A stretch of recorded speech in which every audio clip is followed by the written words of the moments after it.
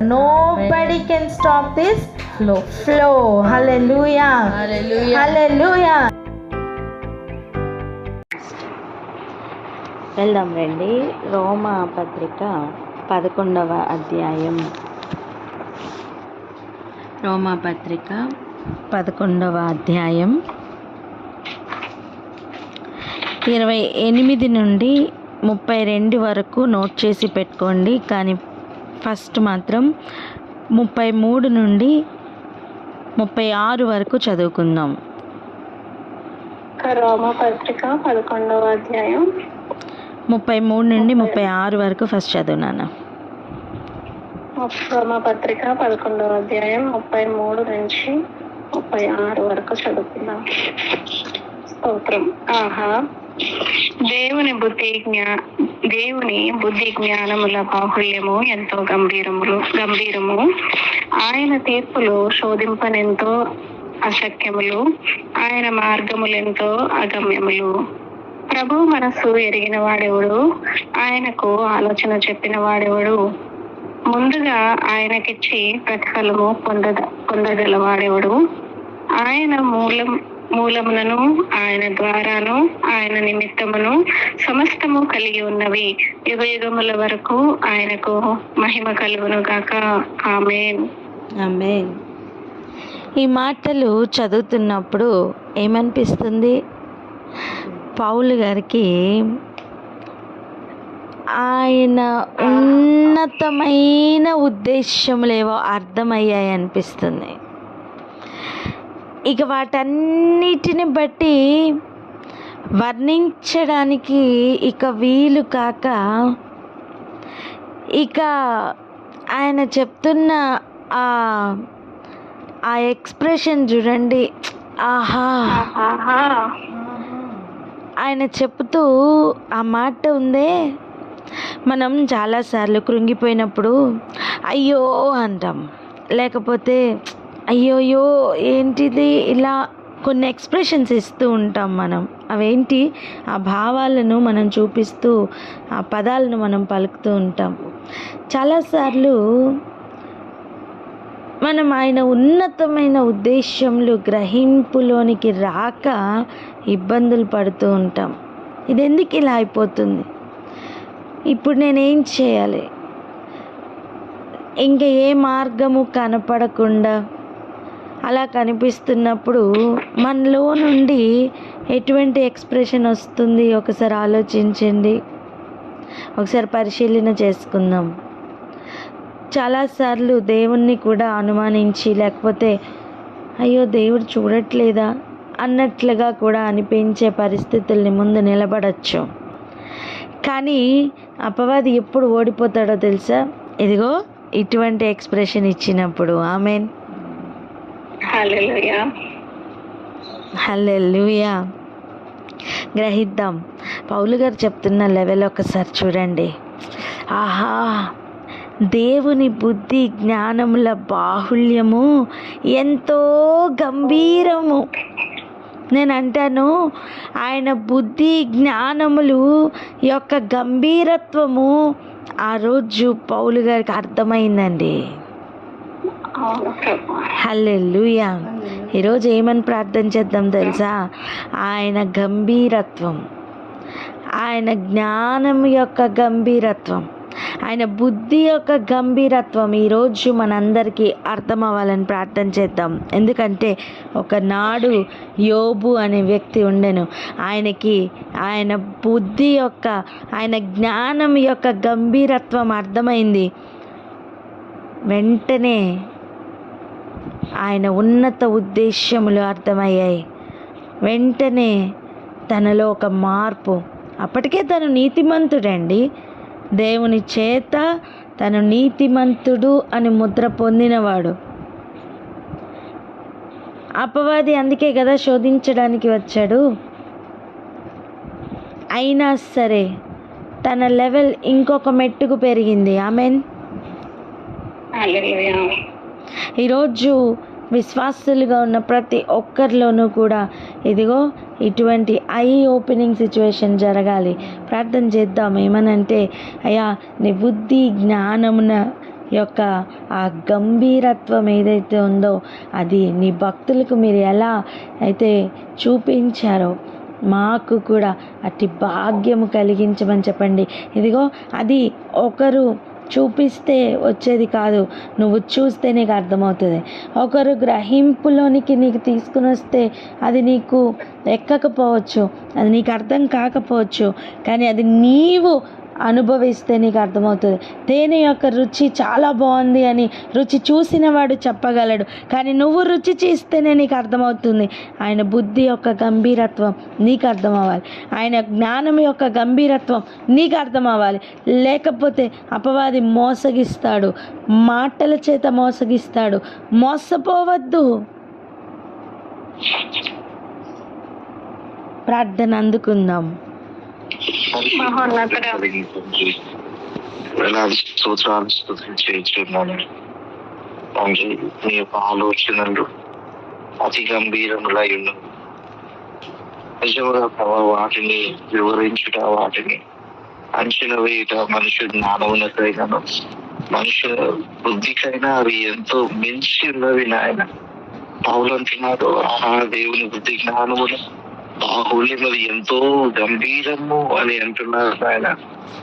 నిజంగా ప్రభా మీ ఆలోచనలు తండ్రి అవి అర్థం చేసుకోవటంలో, మీ ఆలోచనలు తండ్రి మీ జ్ఞానములు ప్రభా తండ్రి ఎంచుట మానవునికి తగునా, అది మాకు అసాధ్యమైనది నాయన.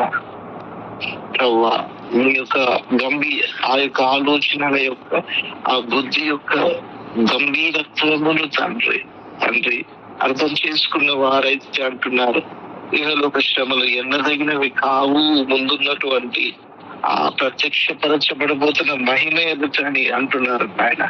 కొంతమంది అయితే ప్రభా వారు తండ్రి మిమ్మల్ని వెంబడించటం మానివేసి ఇంక ఎన్నడూ మిమ్మల్ని వెంబడించలేదు ఆయన. తండ్రి మీ బాహుళ్యములు, మీ గంభీరత్వంలో తండ్రి అర్థం చేసుకున్న నాయన వారైతే, ఆ యోగైతే నాయన అన్ని కోల్పోతున్న గంభీరత్వం ఎరిగిన వాడుగా ఉన్నాడు కాబట్టి కదల్చబడలేదు తండ్రి, కృంగిపోలేదు తండ్రి, వెనక్కి తిరిగి చూడలేదు నాయన.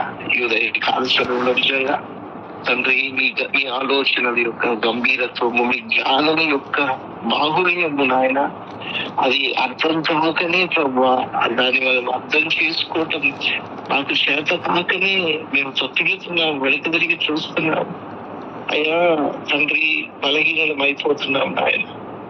పౌలు అంటున్నాడు కదా, నన్ను బలపరచు వాని యందు నేను సమస్తము చేయగలను ప్రభా. తండ్రి మీ యందు మేము సమస్తము చేయగలను. మాయల మీద దాచి ఉంచిన మేలు ఎంతో గొప్పది, అది మనిషి జ్ఞానమునకు అగోచరమైనది. అది ప్రభా మీ యొక్క ఆ యొక్క నాయన బుద్ధి జ్ఞానముల యొక్క గంభీరత్వమును నాయన, ఆ ప్రేమను తండ్రి, ఆ ఆలోచనలను ప్రభా కూర్చుని ప్రభా పరిశుద్ధులతో కూడా దాని ఎత్తెంతో ఎడలెంతో లోతెంతో నాయన మా జీవిత కాలము సరిపోదు నాయన. తండ్రి అట్టి మీ బుద్ధి జ్ఞానముల గంభీరత్వములు నాయన అర్థం చేసుకోవడానికి నాయన, కొంచెమైనా తండ్రి అర్థం చేసుకోవడానికి ప్రభా తండ్రి మీ యొక్క కృపను చూపించండి ప్రభా, మీ కృపను చూపించండి. ఈ ఉదయకాల సమయంలో తండ్రి ఇంకొంచెం ముందుకు పోయిన ఆయన తండ్రి ఆ లోతుల్లోనికి ప్రభా, పర్వతం మీదకి ఎక్కుతున్న అనుభవంలోనికి ప్రభా మేము నడిపించబడడానికి మీ కృపను మీరు దాయించమని మా ప్రభువును, మా ప్రియ రక్షకుడు నాయన యేసయ్య పరిశుద్ధ నామములో అడుగుతున్నా మా ప్రియ పరలోకపు తండ్రి. ఆమేన్. ఆమేన్. హల్లెలూయా. చూడండి, మనుషులుగా మనకి చాలా ఆలోచనలు ఉండొచ్చు, చాలా ఆశలు ఉండొచ్చు. మన బుద్ధికి మించి మనం ఎంతగానో ఆలోచనలు చేస్తూ ఉంటాం. ఈరోజు ఒక విషయాన్ని ఆలోచించు, భూమి మీద నీకేం కావాలి? ప్రతిదినం గడుపుతూ ఉన్న మనం దేని కొరకు ఆశపడుతూ పరిగెడుతూ ఉన్నాం? అసలు మనకి ఏం కావాలి? మన హృదయానికి ఏం కావాలి? మన శరీరానికి ఏం కావాలి? ఒకసారి ఆలోచన చేద్దాం. ఒక్కొక్కరికి ఒక్కొక్క గమ్యం ఉంటుంది, ఒక్కొక్కరికి ఒక్కొక్క గోల్ ఉంటుంది. ఇది సాధించాలి, నాకు ఇది కావాలి అని చెప్పి ఒక ఆలోచన ఉంటుంది. అలాగనే దేవునికి ఏం కావాలి? పరలోక ప్రార్థన చేయడం కాదు, అది మన జీవితంలో అర్థం అవ్వాలి. పలకడం కాదండి. చూడండి, ఒక వ్యక్తి తన పిల్లలతో ఐ లవ్ యూ అని చెప్తూ ఉన్నారనుకోండి. తల్లిదండ్రులుగా ఎప్పుడు చూసినా ఐ లవ్ యూ అని చెప్తూ పిల్లలతో మాట్లాడుతూ ఉన్నప్పుడు ఆ ప్రేమను బట్టి తను చేస్తున్న కార్యములు కదా ముఖ్యం. పిల్లలు కూడా తల్లిదండ్రులతో అదే మాట చెబుతూ పాట పలికితే చాలదు కదా, దానిని మించి క్రియలు కదా ముఖ్యం. అలా ఈరోజు ఆలోచన చెయ్యండి. ప్రభుతో మనం మాట పలుకుతున్నాం ఏమనంటే, నీ చిత్తం పరలోకమందు ఎలాగ జరుగుతుందో అలాగనే ఈ భూమి మీద జరుగును గాక అని మాటతో పలుకుతున్నాం. కానీ ఆయన చిత్తం జరగడానికి కావలసిన స్పేస్ మన జీవితంలో మనం ఇవ్వట్లేదు.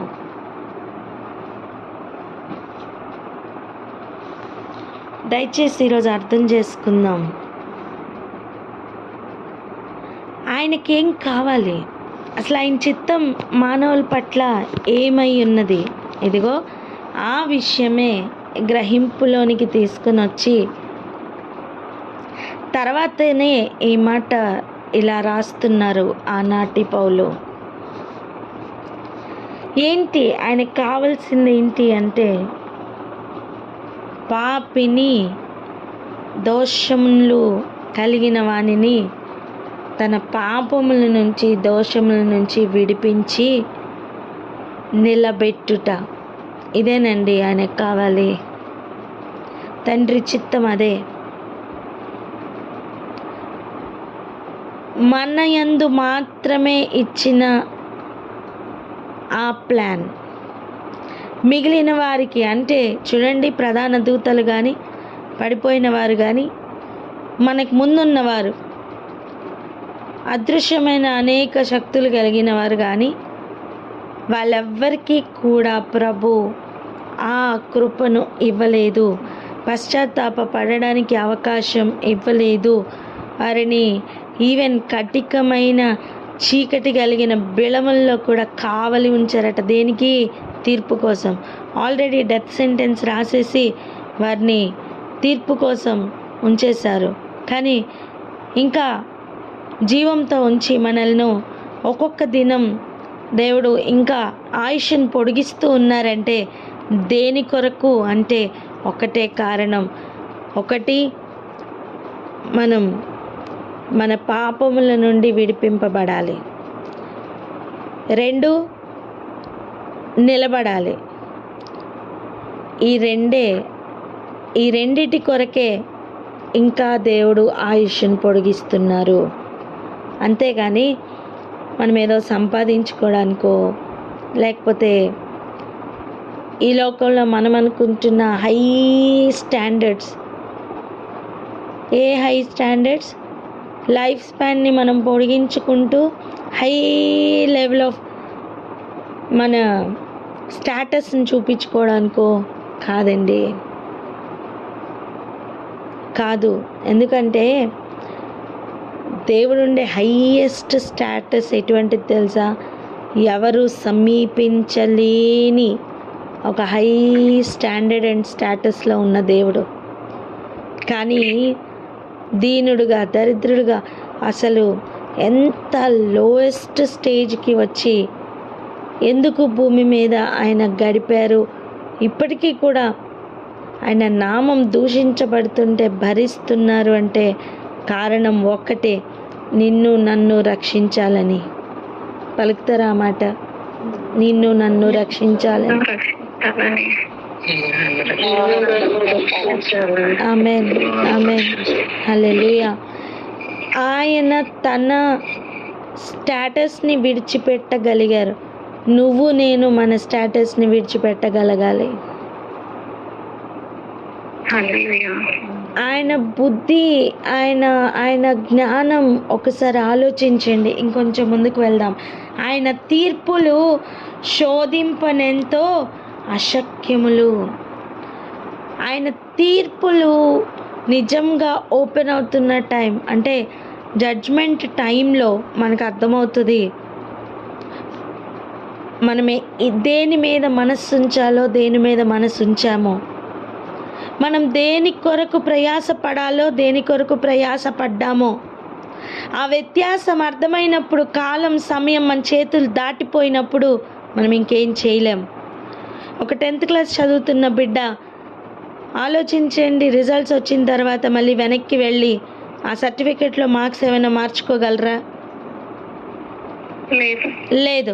తనకి ఇవ్వబడిన సమయం ఏ సమయం? ఆ 1 అకాడమిక్ ఇయర్ మాత్రమే. తనకి ఇవ్వబడిన ఆ సమయం ఆ మే కానీ ఆ జూన్ కానీ ఎప్పుడైనా కానివ్వండి, ఆ మార్చ్ వరకు, అంతే కదా. ఎగ్జామ్ అటెండ్ చేసేంత వరకే తనకి ఇవ్వబడిన సమయం. తను ఎంత చదివినా, కింద పడినా, మీద పడినా, ఏం చేసినా ఆ 1 ఇయరే తనకి ఇవ్వబడిన సమయం. అదే రీతిగా ఈ లైఫ్ స్పాన్ ఒక్కటే మనకి ఇవ్వబడిన సమయం. గమనించండి, దానినే దొంగిలించడానికి సకల ప్రయత్నాలు జరుగుతాయి. తీర్మానం తీసుకుందాం, ఆ సమయమునే మనం దేవుని కొరకు వాడదాం. ఆ సమయం దొంగిలించబడ్డానికి అవకాశం ఇయ్యద్దు. పలుకుదాం ఆ మాట. సమయం దొంగిలించబడటానికి అవకాశం ఇవ్వద్దు. హల్లెలూయా. తీర్పు సమయం యందు మనం సిగ్గుపడే మొహములతో అక్కడ నిలబడడానికి వీల్లేదు. అంటే ఇక్కడ మనం ప్రయాసపడాలి. ఆయన మార్గములు ఎంతో అగమ్యములండి. అవును, గమ్యం కనపడనట్టే అనిపిస్తుంది, కానీ నమ్ము నేనే మార్గం అని చెప్పిన దేవుడు యేసయ్య ఆయన మార్గంలో తీసుకుని వెళ్తున్నప్పుడు నీకు సరిహద్దు రాళ్ళు పాతిస్తూ నిన్ను సైన్ బోర్డ్స్గా చేస్తూ తీసుకుని వెళ్తూ ఉంటారు. నీ చుట్టూ ఉన్నవారు నీకు సూచనలై ఉంటారు. ఆయన తీసుకెళ్తున్న మార్గం, ఆయన మార్గం అగమ్యంగానే కనిపిస్తుంది. ఎటు వెళ్తున్నాం అర్థం కాలేనట్టుగానే అనిపిస్తుంది, కానీ కాదు, ఆయన సరి అయిన మార్గంలోనే తీసుకుని వెళ్ళే దేవుడు. చక్కటి మార్గంలో తీసుకుని వెళ్తారు.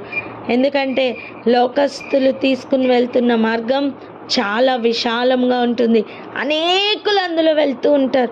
కానీ ఆయన తీసుకెళ్తున్న మార్గం ఇరుకైన మార్గం. కొందరే దాన్ని కనుగొంటారు. కనుగొనేవారే కొంతమంది, అయితే ప్రయాణించువారు ఎంతమంది?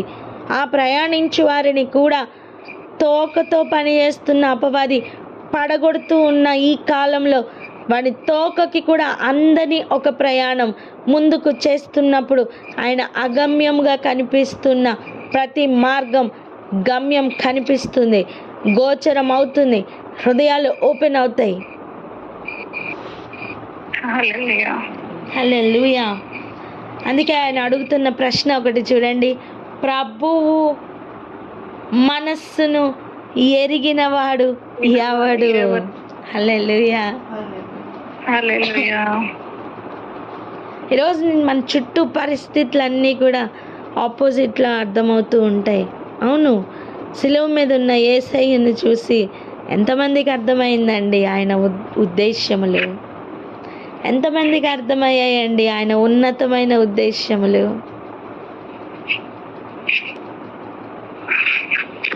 ఎంత కలవరానికి వారు గురయ్యారో తెలుసా? శిష్యుల గురించి రాయించిన మాట చూసారా? వారి హృదయ కాఠిన్యమును బట్టి ఆయన కోపం వచ్చింది. ఎంతమందికి అర్థమై? శిష్యులు డే అండ్ నైట్ ఆయనతో ఉన్నారు, అయినా సరే ఆయన మార్గం ఎటు వెళ్తున్నారు అనేది, ఏం చేస్తున్నారు అనేది గ్రహించడం వారికే అంత కష్టమైందంటే మనకి ఇంకెంత కష్టం అవ్వచ్చు. అసలు ఆయన మనస్సు ఎరిగిన వారు ఎవరు? రోజు ఆయన హృదయాన్ని ఆనుకున్న అనుభవంలోనికి వెళ్తే తప్ప ఆయన గుండె చప్పుడు అర్థం కాదు. కానీ ఈ నూతన నిబంధనలో ఆయన చేస్తున్న కార్యం ఏంటి? మన హృదయంలో ఆయన ధర్మవిధులను రాస్తానన్నారే. హృదయాలను అప్పగించుకుంటున్న వారిగా, చెవులను అప్పగించుకుంటున్న వారిగా మనం మారాలి.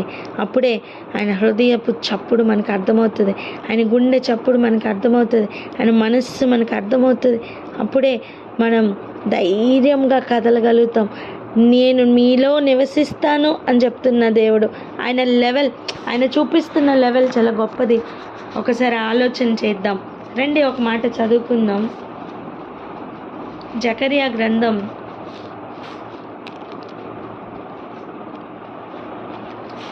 2వ అధ్యాయం 10వ వచనం చదవండి. జకరియా గ్రంథం 2వ అధ్యాయం 10వ వచనం. 10 నుండి 13 వరకు చదువురా. 10 నుండి 13 వరకు. సియోను నివాసులారా, నేను వచ్చి మీ మధ్యన నివాసము చేతును. సంతోషముగా నుండి పాటలు పాడుడి, ఇదే యెహోవా వాక్కు. ఆ దినమున అన్యజనులు అనేకులు యెహోవాను హత్తుకొని నాకు జనులగుదురు. నేను మీ మధ్య నివాసము చేతును. అప్పుడు యెహోవా నన్ను మీ వద్దకు పంపి ఉన్నాడని మీరు తెలుసుకొందురు.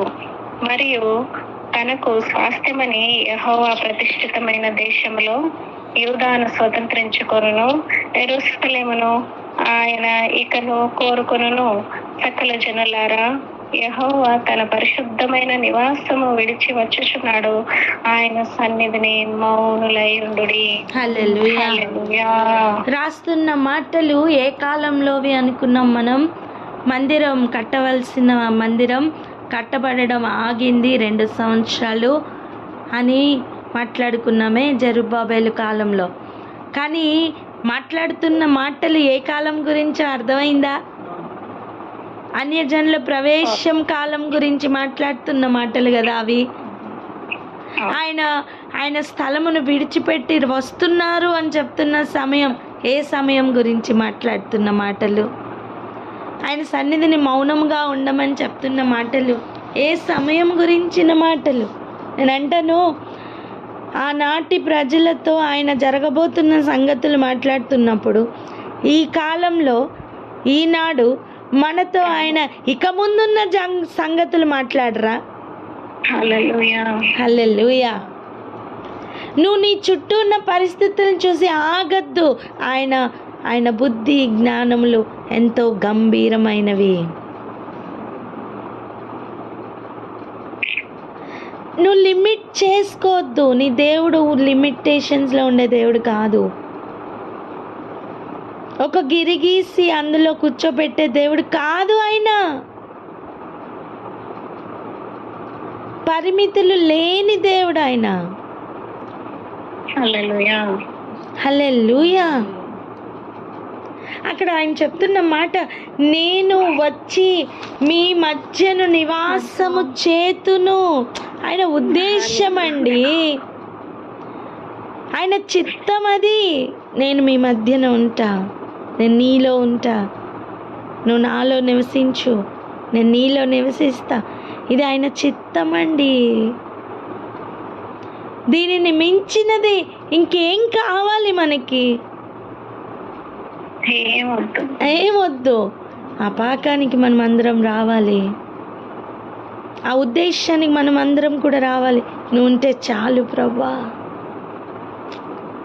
ఆ గొప్ప భక్తుడు ఎవరు రాశారో నాకు తెలీదు, కానీ ఎంత చక్కటి పాట రాశారండి. నువ్వు ఉంటే చాలు. అది అనుభవమై మారి వచ్చిన పదం అది. ఆయన ఉద్దేశం కూడా అదే, నేను మీ మధ్యన నివాసం చేస్తా.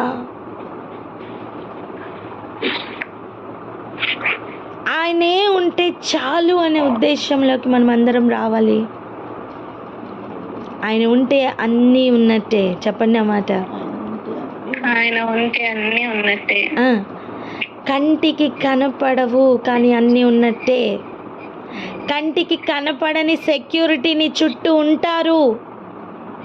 హల్లెలూయా. హల్లెలూయా. కంటికి కనపడని మార్గంలో సురక్షితంగా ఆయన తీసుకుని వెళ్తారు. హల్లెలూయా. అసలు ఏమి తిందుమా ఏమి ధరింతుమా అనే ఆలోచన కూడా అక్కర్లేదు. ఏ సమయానికి ఏది అవసరమో ఆయన ధరింప చేస్తారు. ఆమేన్.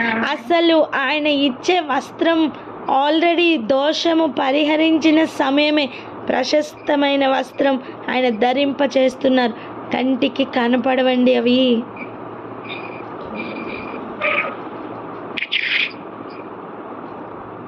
దిగంబరత్వం కూడా మనకి తెలియని ఒక స్టేజ్ ఉండింది.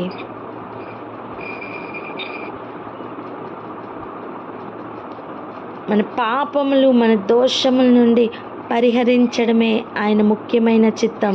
తర్వాత ఆయన మన మధ్యన నివాసం చేస్తానని చెప్తున్నారే, ఆయనని ఆహ్వానించాలి. అంతేకాదు ఆయన నివసించేటట్లు మన జీవితాలు మార్చుకోవాలి.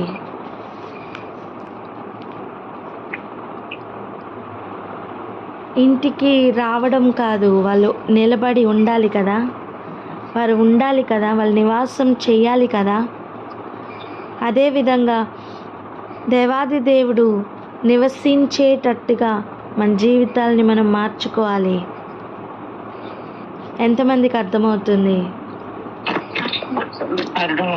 హల్లెలూయా, హల్లెలూయా. ఆయన చిత్తం మనకి ఈరోజు అర్థమవ్వాలి. ఆయన ఉద్దేశం మన జీవితంలో మనకి అర్థమవ్వాలి. చూడండి, ఆయనకు ఆలోచన చెప్పిన వాడు ఎవడు? ముందుగా ఆయనకి ఇచ్చి ప్రతిఫలం పొందగలవాడు ఎవడు? నీకు ఈ సీక్రెట్స్ అన్నీ అర్థమైపోతే అప్పుడు నువ్వు ఇస్తావు, చేస్తావు, అన్నీ ఓకే.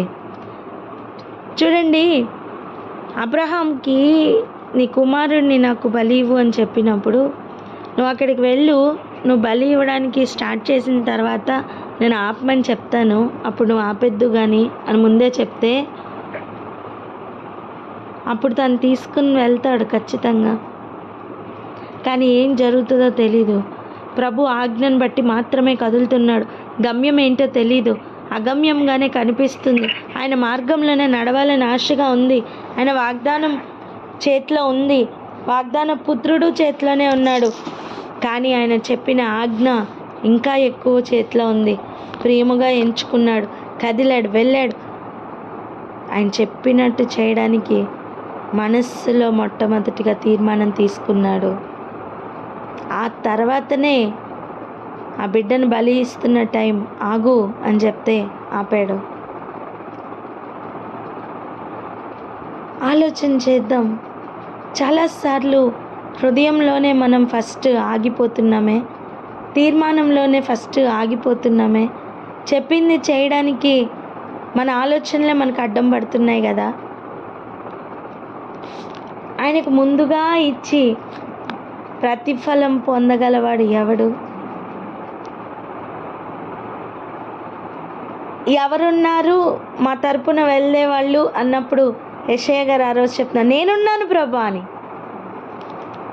ఈరోజు ఇదే ప్రశ్న మనల్ని అడుగుతుంటే, ఆయనకు ముందుగా ఇచ్చి ప్రతిఫలం పొందగలిగిన వాడు ఎవరున్నారు అంటే నేనున్నాను అని మన జీవితంతో సమాధానం చెప్పగలమా? ఈ ప్రశ్న చాలా చాలా ఉన్నతమైన ప్రశ్న.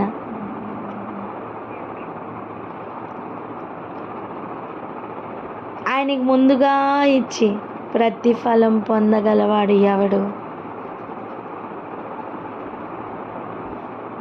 అంటే ప్రభువును అంతగా నమ్మాలి, ప్రభువుకు అంతగా సమర్పించాలి, అంతగా ఇవ్వాలి. ఆయన ఏం కోరుకుంటున్నారు? మన ధనమా? కాదు, మనల్ని, మన హృదయాన్ని. ఏం కావాలండి ఆయనకి? మనం తప్ప. ఆయనకి ముందుగా ఇచ్చి ప్రతిఫలం పొందేటట్లుగా తయారవ్వాలి.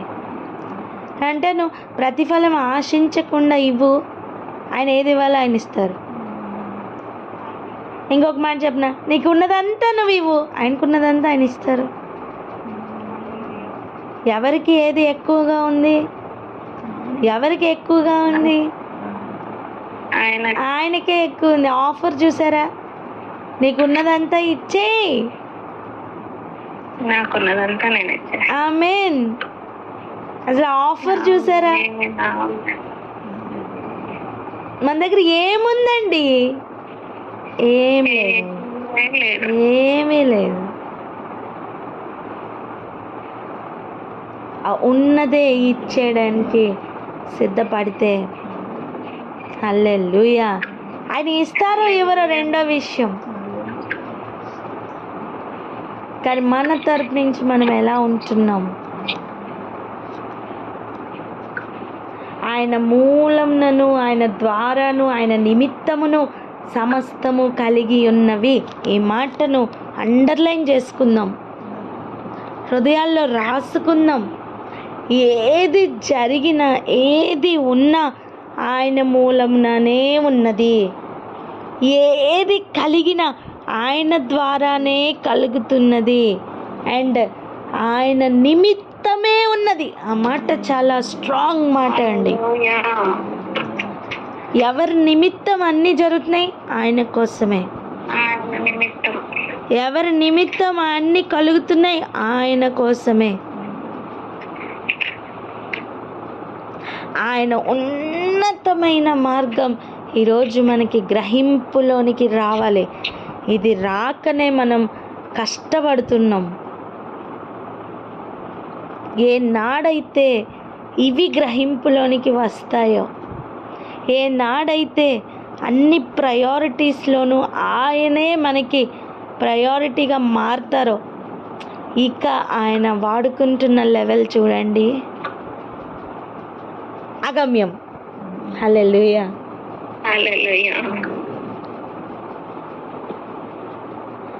మనం ఎవరి నిమిత్తం కలిగి ఉన్నాం?